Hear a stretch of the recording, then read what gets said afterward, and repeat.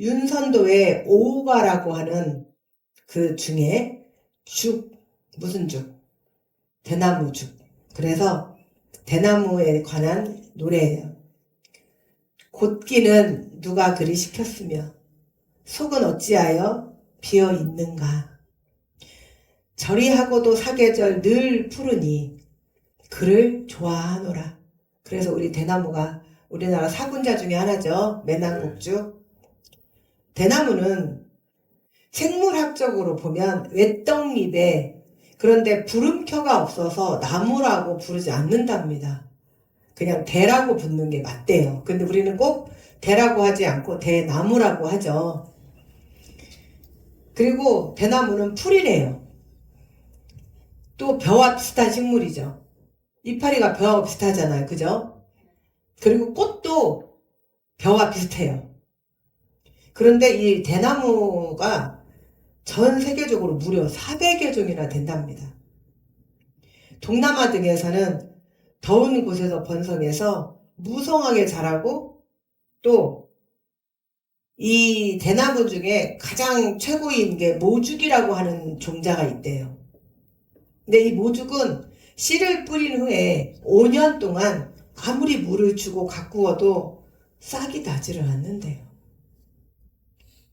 그런데 정말 신기하게 5년이 지나고 나서부터 싹이 조금씩 보여지는데 하루에 무려 80cm씩이 자란대요. 그리고 크기가 30m에서부터 50m까지 자라는 것도 있다고 합니다. 이런 대나무의 습성 때문에 학자들이 궁금증을 가졌어요. 왜 도대체 씨를 뿌리고 5년 동안 죽어 있었던 걸까? 그런데 죽은 것이 아니고 그 땅 속에서 대나무는 무려 5년 동안은 그 뿌리를 심리면 몇 킬로미터예요? 심리면 몇 킬로미터예요? 4km. 네. 4km까지 그 뿌리를 깊게 뻗고 있는답니다. 그래서 이 대나무는 수십 미터의 나무 그 길이가 견딜 수 있도록 숨을 죽이며 땅속에서 변함없는 모습으로 유지하다가, 그리고 뿌리를 내리고 앞으로 더 큰 도약을 바라보면서 5년을 기다렸다고 합니다. 마치 물이 끓기까지 변화가 없다가 임계점에 다다랐을 때야 물이 끓는 것과 같은 이치예요. 그 어떤 것도 임계점이 없는 것은 없어요. 임계점이 도달했을 때에만이 폭발적으로 그 다음부터 이제 변화가 일어납니다. 우리 하나님은 겉모양이 아니라 뿌리를 시험하셔요. 대나무가 땅속에 5년을 머물렀듯이 우리 또한도 숨죽이면서 내실을 다져야 할 시간이 누구에게나 또 개인에게 있어요. 여러분, 여러분의 임계점은 어디입니까? 많은 사람들이 너무 쉽게 포기를 하죠. 그런데 정말 성공한 사람들의 한 가지 특징이 있어요. 그것은 뭐냐면 포기를 하지 않았다는 거예요. 아멘. 그래서 우리 인생에도 때로는 내가 마치 죽어 있는 것 같고 나에게는 아무 일이 일어나지 않는 것 같고 변화되지 않는 것 같은 시간들이 있을 때가 있어요. 기도를 해도 말씀을 붙들어도 상황은 항상 그대로이고, 그럴 때 우리는 신앙의 길을 걸으면서 이렇게 묻죠. 하나님, 왜 이 문제는 여전히 나에게 남아 있습니까? 왜 돈이, 물질이 나의 발목을 잡습니까? 왜 질병이, 건강이 나의 발목을 잡습니까? 왜 나의 자녀는 여전히 내 발목을 잡고 있습니까?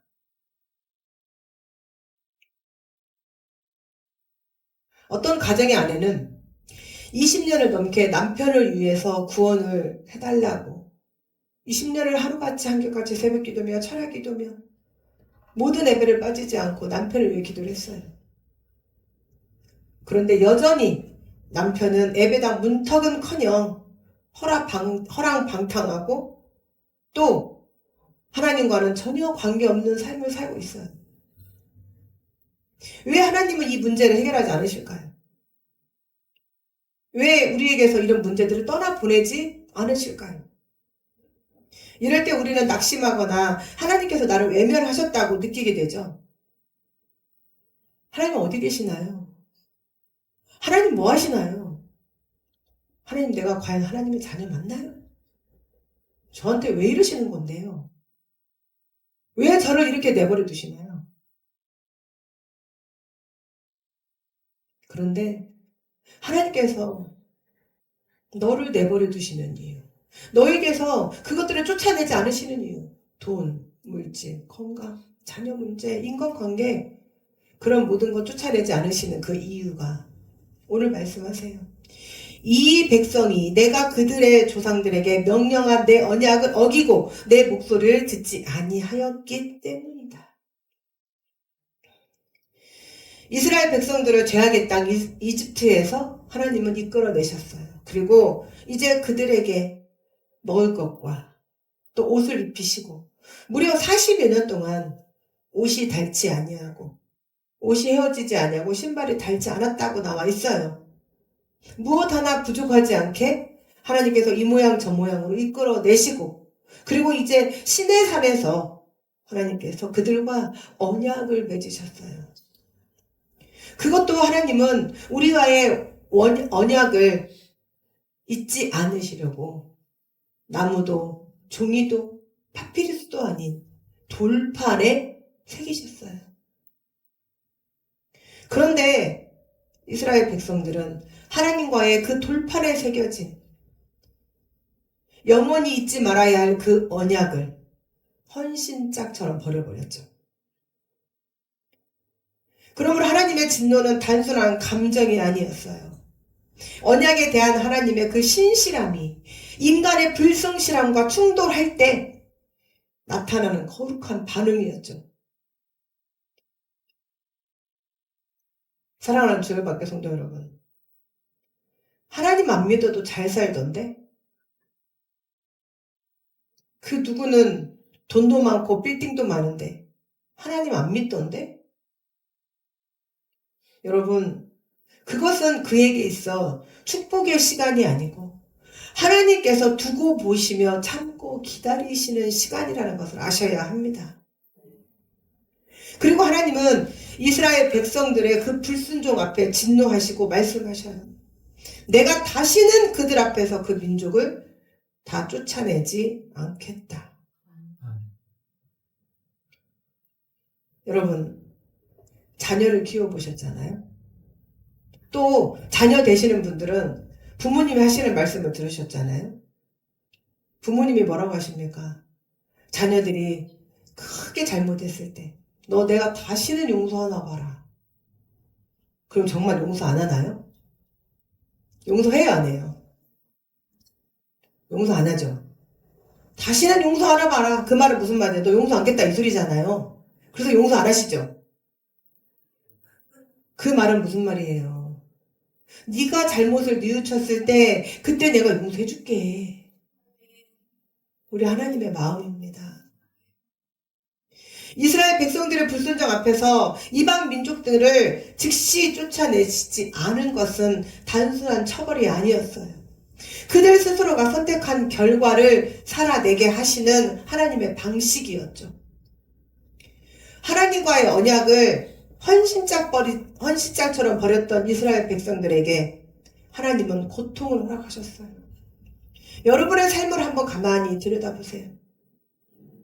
질병으로 얼룩진 삶, 물질로 인해 고통받는 삶, 인간관계에 어려운 것, 자녀로 인해서 고통받는 것, 다시 한번 생각을 해보세요. 내가 과연 하나님의 말씀대로 살았던가? 내가 과연 하나님의 말씀에 순종하며 오롯이 하나님만 의지하며 살았던가? 내 마음속에 아직도 정말 내 중심이 하나님이 되셨던가? 그래서 날마다 말씀과 기도로 찬양으로 영광 올려드리고 기쁨으로 하나님 앞에 섰던가? 그러나 하나님은 그러지 않은 여러분들을 도저히 버려둘 수 없으셨어요. 하나님의 백성들을 위해, 그 고통을 위해 오히려 회복의 문을 열고 계셨던 것이죠.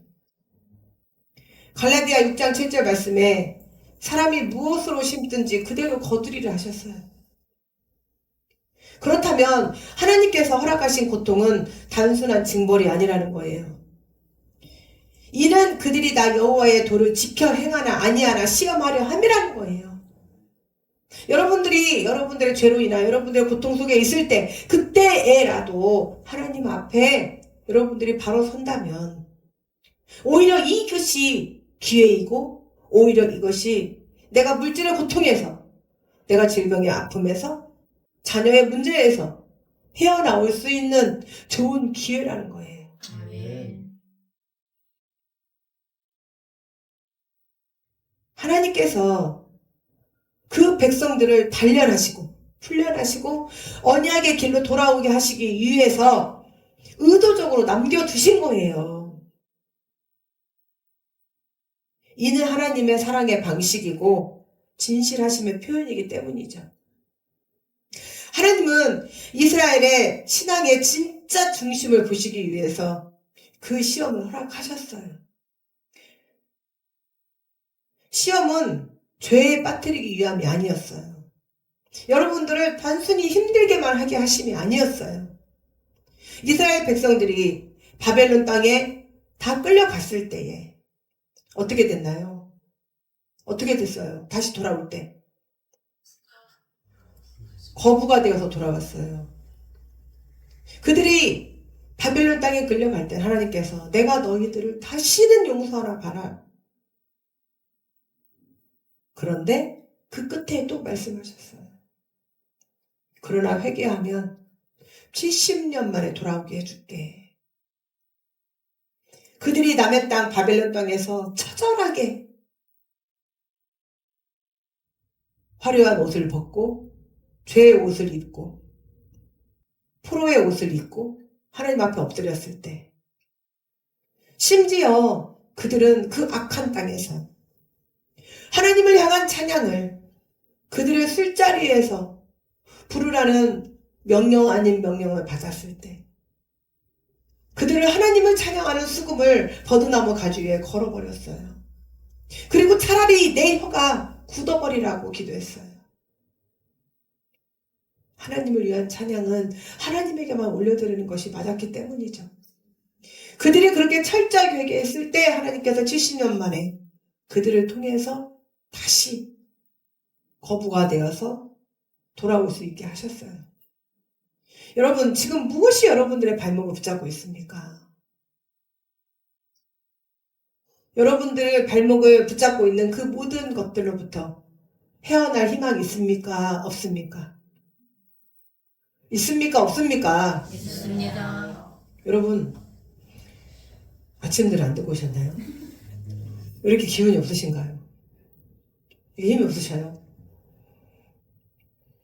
헤어날 희망이 있습니까? 없습니까? 있습니다. 있습니다라고 배에 힘주고 대답하시는 분들은 반드시 그렇게 되실 줄 축원합니다. 아멘. 시험한다는 말은 히브리어로 나사예요. 나사. 외우기 쉽죠? 미국의 항공우주국 뭐예요? 거꾸로 우주항공국 뭐라고요? 나사. 그게 뭐라고요? 시험. 이 무슨 뜻이냐면 무게를 달아보다, 진위를 가르다. 그 바벨론에 이제 왕이 술자리에서 하나님의 영광을 올려드리는 성잔을 가지고 축배를 들었어요. 그때에 손가락이 나와서 글씨를 썼어요. 벽에다. 메네메네 데겔 우바르신. 달아보고 달아보아도 미달이다. 달아보다. 하나님 안에서 하나님께서 우리의 진위를 가리셔요. 출애굽기 16장에 하나님은 만나를 통해서 백성들을 시험하셨어요. 내 율법대로 사나 아니하나 내가 그들을 시험하리라. 하나님의 시험은 항상 파괴가 아니라 회복이에요. 여러분들의 교회를 못 가게 발목 잡는 그 무엇? 그 시험이에요. 나를 얼마나 사랑하나 보자. 남편보다, 자녀보다, 물질보다, 내 인간관계보다 하나님이 더 중요한가? 내가 하나님을 더 사랑하나? 욥기의 욥은 이렇게 고백하죠. 그가 나를 단련하신 후에 내가 정금같이 나아오리라. 제가 가장 좋아하는 말씀이기도 합니다. 하나님께서 저를 단련하신 후에 반드시 정금같이 나오게 하실 겁니다. 하나님은 연단 속에서 우리를 새롭게 하셔요. 또 이스라엘 백성들 속에 남겨진 그 이방 민족들, 그들의 아픔, 하나님의 은혜를 기억하게 하는 도구였어요. 여러분, 만약에 여러분들에게 물질이 풍부하고 인간관계가 충만하고 어디를 가나 환영받고 여러분들이 밖에 나가면 무조건 존귀한 대우와 자녀들은 승승장구 청와대에 가서 앉아있고 이런 놀라운 직분과 어느 것 하나 부족함이 없다면 여러분 하나님 찾으시겠습니까? 찾으시겠습니까? 안 찾으시겠습니까? 오늘은 다들 저기 예배 드리러 올 때 단체로 강력본들을 다 이렇게 하나씩 받으셨죠. 그래서 강력본들 입에다 붙이셨죠. 그래서 입이 안 떨어지시죠. 그래도 와야지. 오, 역시. 영원한 입을 여서서 아멘. 제가 말씀을 드리잖아요. 수십 번, 수백 번, 수천 번 말씀드리잖아요. 이 예배는 저 혼자 블라블라블라블라 떠들다가 끝나는 예배가 아니라고. 여러분들이 같이 아멘으로 받아가시고 여러분들이 아멘이 안 나온다는 것은 마음이 다쳤다는 거예요. 여러분들이 아멘이 안 나온다는 것은 말씀에 빠져들기 때문이에요. 핑계대지 마세요. 저도 말씀을 듣는 자고요. 저도 기도하는 자예요. 그런데 아멘이 안 나온다는 것은 마음이 다쳤다는 거예요. 지금 이곳에 여러분들이 두렵고 떨리는 마음으로 서지 않았다는 거예요.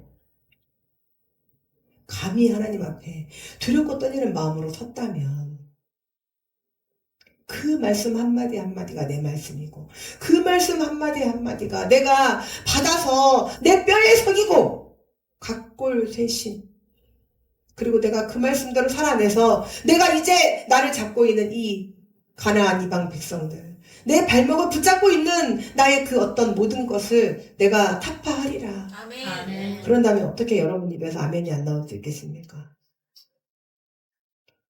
강력본드로 입을 붙이시고 일자로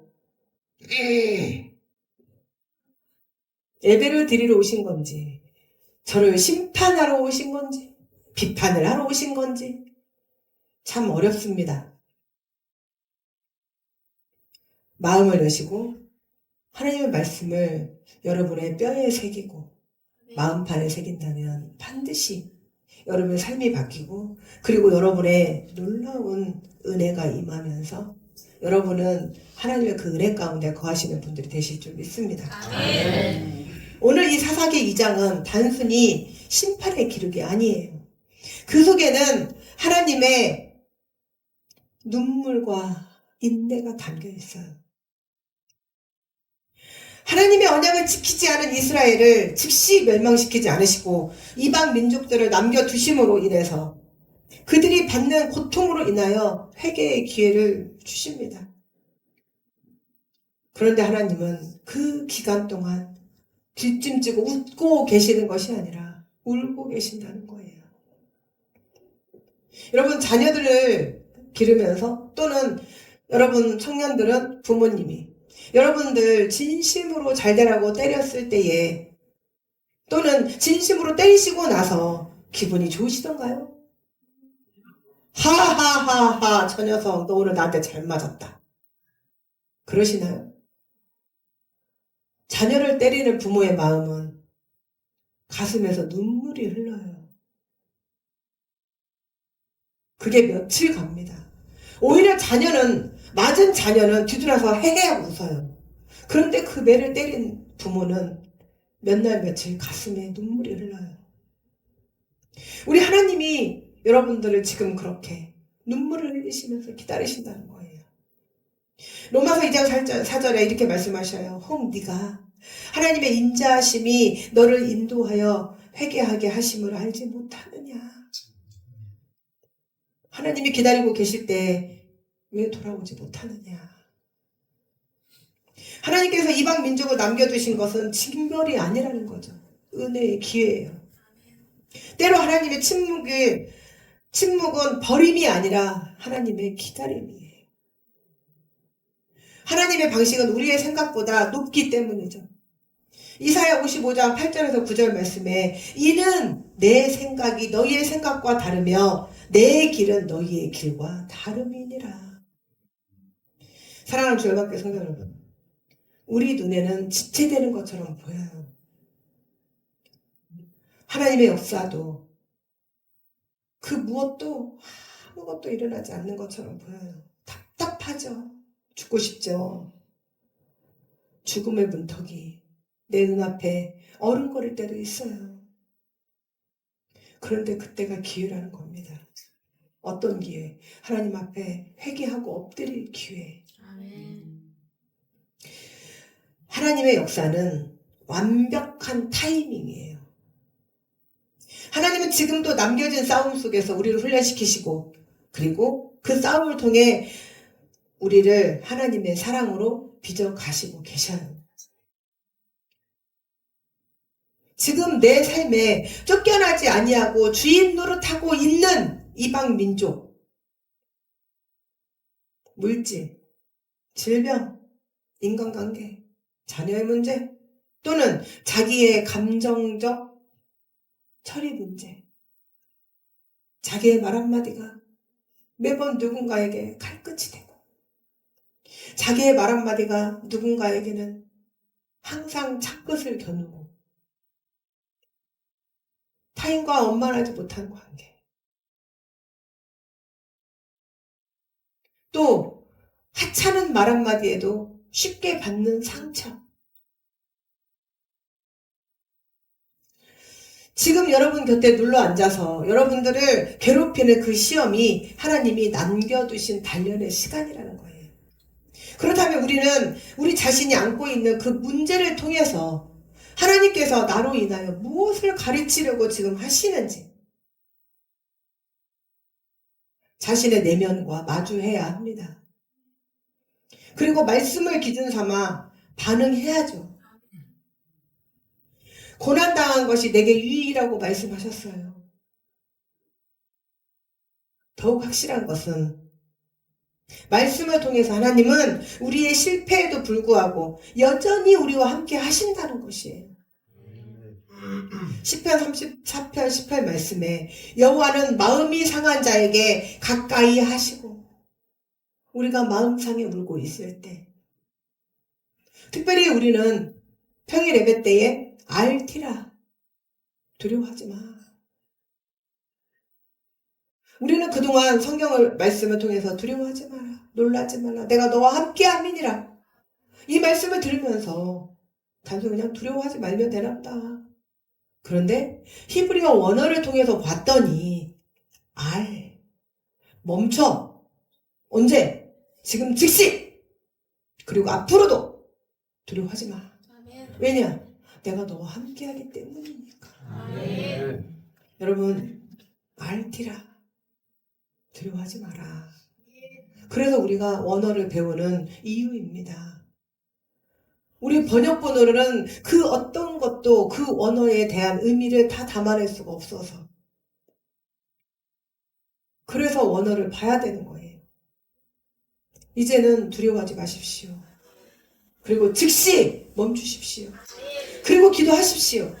하나님, 제가 여기 있습니다. 하나님, 나를 도우소서. 이제 내가 그만 내 안에 있는 가나안 민족들, 내 모든 문제 해결하고 싶습니다. 그리고 그 고통이 고통으로 끝나는 것이 아니라 사랑하는 자녀의 회복을 위한 통로가 될 수 있게 해달라고 여러분 기도하시면 됩니다. 사랑하는 성도 여러분, 하나님은 이스라엘을 버리지 아니하셨습니다. 우리를 버리지 않나 하십니다. 쫓아내지 않은 가나안 족속들을 통해 그들을 돌아오게 하셨듯이 하나님은 그렇게 지금 우리를 부르고 계시잖아요.